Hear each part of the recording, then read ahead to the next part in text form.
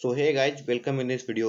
जब से गलवान वैली में इंडिया और चाइना के बीच में पिछले साल जब बॉर्डर डिस्प्यूट हुआ था, उसके बाद से कहीं ना कहीं पूरा जियो पॉलिटिक्स जो है, इंडिया और चाइना का जो भी इंटरनेशनल रिलेशन है उसमें कई सारे बदलाव आए। कई सारे चीज़ों पर एक्शन लिया गया। उस टाइम आप देखें, पिछले साल तो कई सारे चाइनीज ऐप बंद किए गए और भी कई ट्रेड्स के ऊपर कुछ रोक लगाया गया, जैसे खास करके टेक्नोलॉजी में कई सारे ऐप, कई सारे फिर कुछ गेमिंग प्लेटफॉर्म्स। तो उसके बाद से जब से कुछ भी उनके प्रति अगर पूछा गया, चाइनीज फॉरेन मिनिस्टर जो है उनके स्पोक्स पर्सन, उनसे जब भी कुछ क्वेश्चन किया गया इंडिया और चाइना को बॉर्डर को लेकर के, उन्होंने हर बार यह कहा कि इंडिया ने ही इसका उल्लंघन किया, उसने ही मतलब शांति वार्ता जो था इंडिया और चाइना का, इसको उल्लंघन करके एक वायलेंस की तरफ ढकेल दिया है।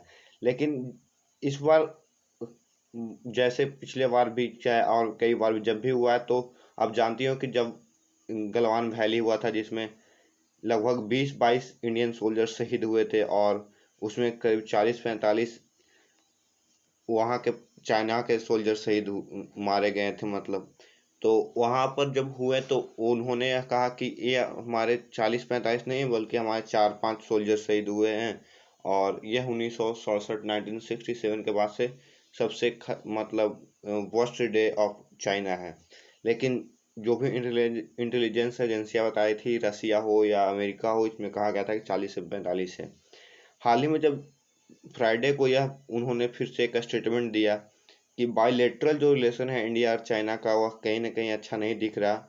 और इसके खास कारण है कि इंडिया अपने तरफ से चाइना के प्रति वह रुख अपना रहा है जो नहीं अपनाना चाहिए। इसके जवाब में इंडिया के जो भी ऑफिशियल थे, उन्होंने इसको पूरी तरह से रिजेक्ट कर दिया और कहा कि जिस तरह से चाइना ने यूएनजीए, चाहे यूनाइटेड नेशन में जो असेंबली हुआ उसमें, चाहे और पहले भी जो भी स्टेटमेंट दिया है, वह कहीं ना कहीं इंडिया के खिलाफ ही बोला है। क्योंकि उसने बोला कि हम इंडिया के खिलाफ साथ में मिल करके क्लाइमेट चेंज के ऊपर काम नहीं कर सकते, क्योंकि इनका हमारा बायलैटरल डिस्प्यूट अब तक चल रहा है।